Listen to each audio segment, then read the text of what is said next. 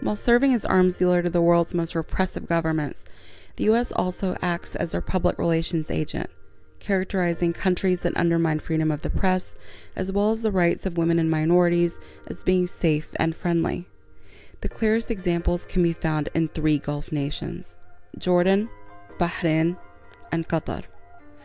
While Jordan's Queen Rania and King Abdullah are featured in intimate photo stories by publications like People in the West, the Jordanian government spends its time attacking the press in its home country.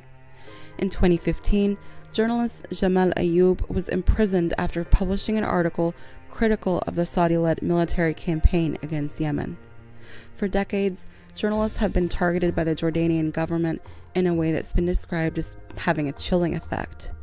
The phenomenon has gotten worse in recent times, largely due to new laws and regulations that have been passed to stifle criticism. 11 journalists from the news website Hibr were detained in 2016 alone.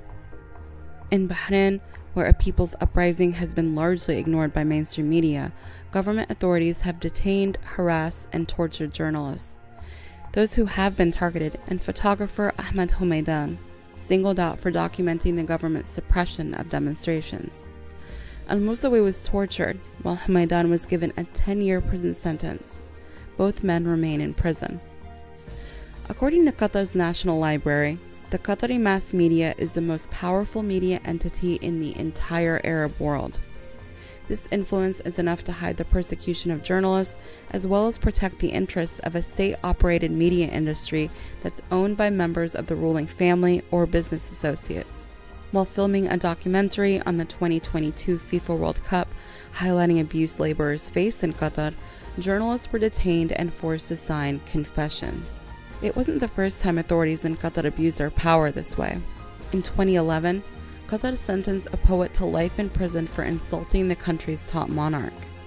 In 2016, the poet, Muhammad Rashid al-Ajami, was pardoned after spending 5 years in jail. While Gulf nations may enjoy positive attention of mainstream media outside their respective borders, the reality of their treatment of journalists must be acknowledged.